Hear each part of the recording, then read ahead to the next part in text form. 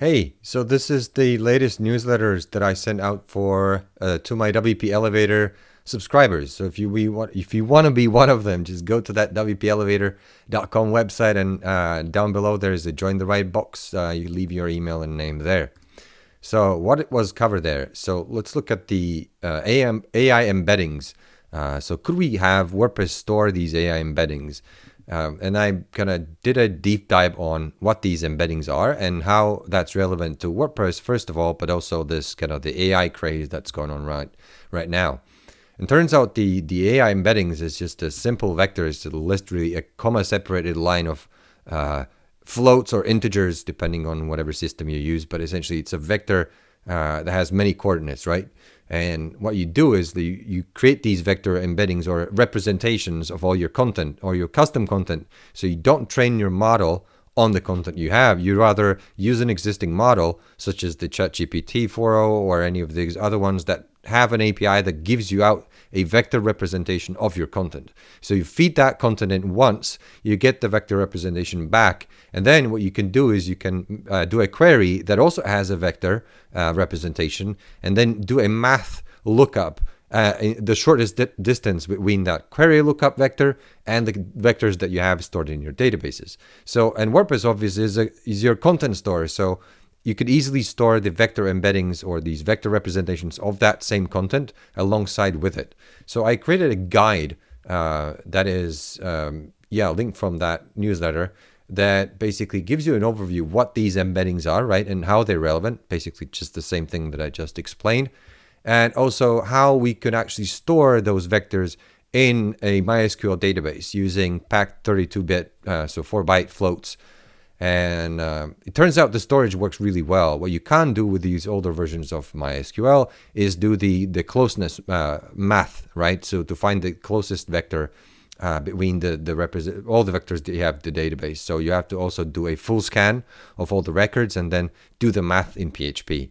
And for 1 million records, I believe that takes around 3 seconds of a vector size of 1,536 dimensions, which is a huge one. You could definitely kind of decrease the size of the vector that you do for the lookup, at least the initial one. There are lots of techniques where this could be optimized, unless you obviously have a new version of MySQL that has a native vector field type, and also it has the helper functions to find the distance between the vector records, and you can do sorting and ordering by those values.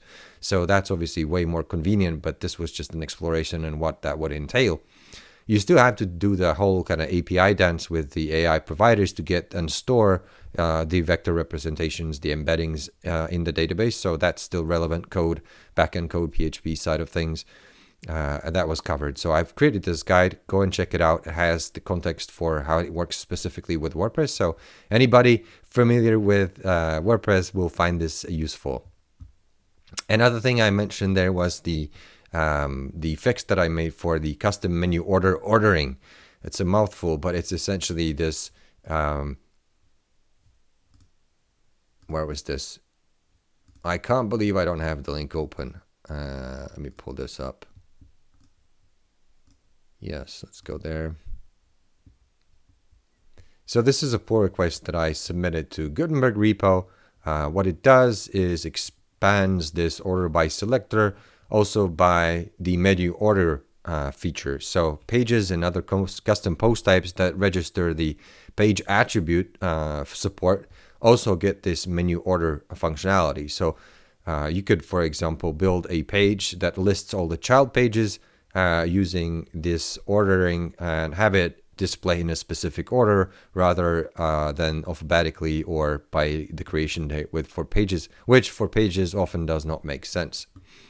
So another thing I covered was this focal point selector that now is in Gutenberg, right? And the question is, could we? So this is how it works in Gutenberg. For some blocks, you get this option to select or specify the focal point, and all it does is basically stores the coordinates relative in percentage of the original image size of where the focal point is. So my question is, could we actually move this to the attachments page, right? So every time you upload an image attachment, you could specify this, and then all the intermediate sizes that you have specified, the theme or the plugins or anything like that, they would be generated so that the focal point item stays in view. So you wouldn't get the crazy crops where like a human's face would be cut off or something like that. Another thing was about these system font stacks, right? So WordPress themes, the block themes, can now generate or specify custom font stacks, but unfortunately, they're oftentimes actually custom fonts, so they're still bundled with the theme or your WordPress install, but they're custom fonts, and the native fonts these days are pretty nice too.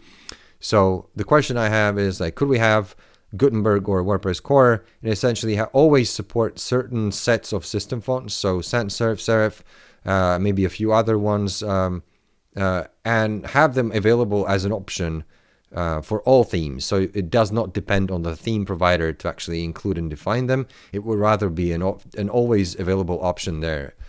So this would be really important for themes that do, or sites in general, that have content above the fold. You want to avoid the flash of unstyled content or waiting for that custom font to be loaded. Where that is important, it would be nice to have that option. So the question is, like, could we have that? What do you think?